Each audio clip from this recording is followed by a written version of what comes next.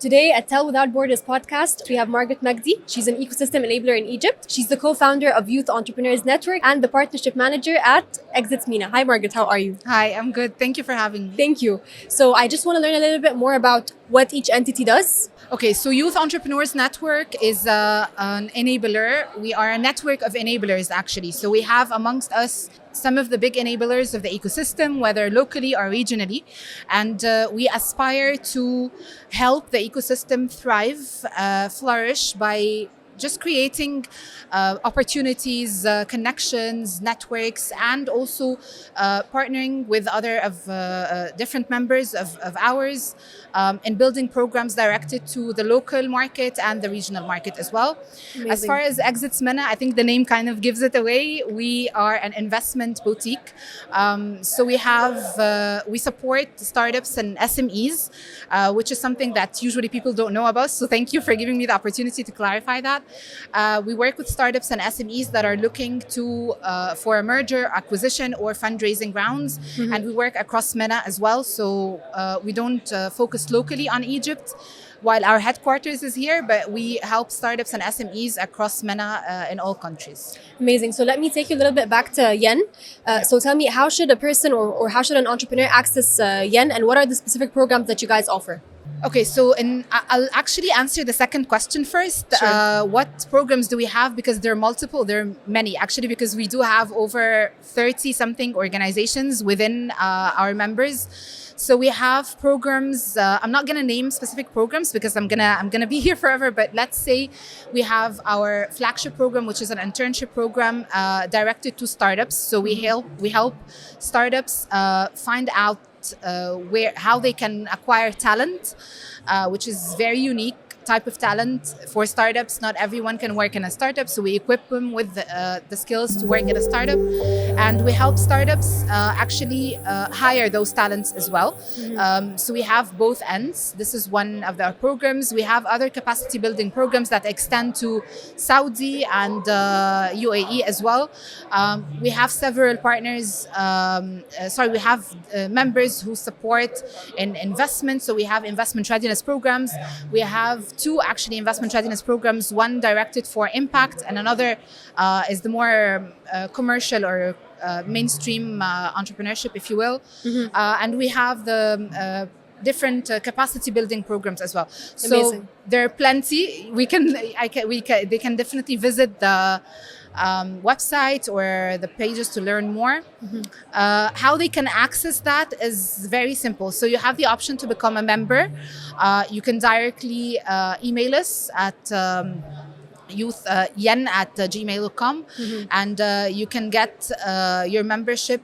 You're going to have to wait a little, for the wait list is very long, but you get your membership and become one of the members of the entity, which can enable you, whether as a startup or an individual, to get access to the different benefits that we have, whether this is discounted services or working with us, actually collaborating with us for a program.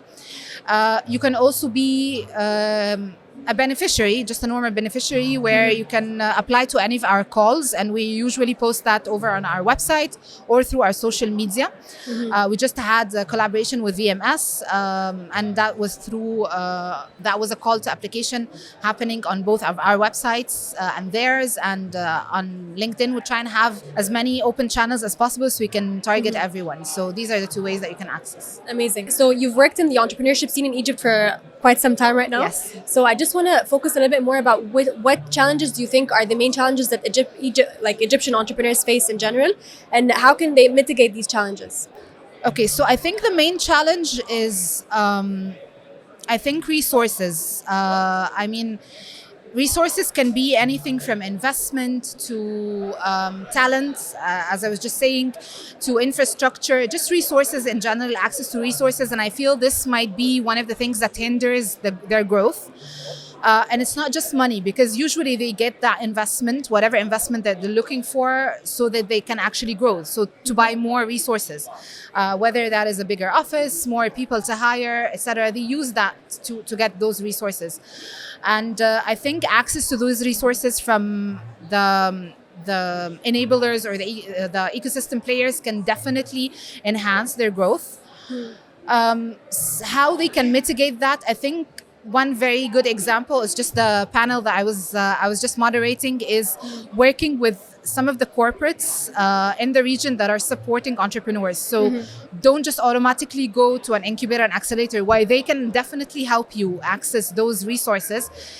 They are limited within whatever cohort and whatever time frame your program is. So you need to be accessing other sources such as corporates or other conglomerates that can give you access to international markets, or can help you with R&D, or can help you with the international marketing, whatever it is that you need in order to grow those resources and market reach that startups dream of. You can definitely access that through corporate.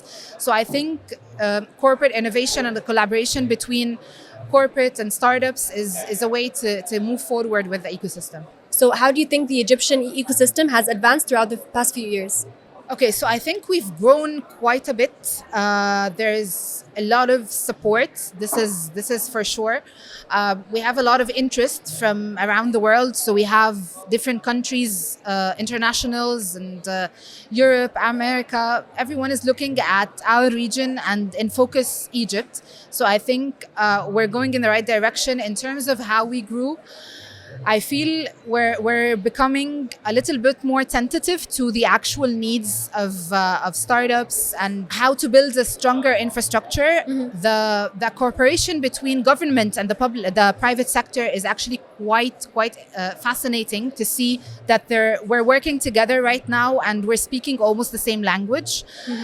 Few minute differences to pin out, but definitely we're working together to enhance this collaboration, because one cannot work without the other. So I think on that front, we've excelled a lot. And I think having companies, I can name a few: L'Oreal, Amazon, etc., that have tailored programs to support startups, also speaks to the opportunities that we're now leveraging on. Amazing. So my last question is, you've worked with so many different startups throughout the past few years. Yes. Do you have a single success story that you're extremely proud of? So actually, yes, I do. And she's one of the speakers here today. She's Hadir Shalabi. She's the co-founder and CEO of two startups, Crafty and Friziana. The first time I met her was when I was managing an incubator in 2019. She didn't like me very much then, but now we're very, very good friends. She's an inspiration, in my opinion, not just because of what she was able to do with her two startups, is because of what she has done afterwards. She gave back to her community with every sense of the word. She went back to her origins. She created job opportunities for the women in that area where she lived. She always has a reaching hand out to the ecosystem, trying to collaborate with everyone and trying to help and support, not even for profit sometimes, but also just for the gain of the ecosystem and the community. For her startups, she was able to build several workshops for women in different governorates in Egypt, which is doing amazing job supporting Upper Egypt, especially women. She's also a mentor in herself, and she mentors a lot of women as well. So yeah, I'm very proud that I got to know her, I got to meet her, and I got to mentor her and work with her for just until this year as well. Yeah, she's amazing. I've honestly worked with her as well. She's such an inspiration. Thank you so much, Margreet, for your valuable time. Thank you for having me. Valuable insights. Thank you for having me.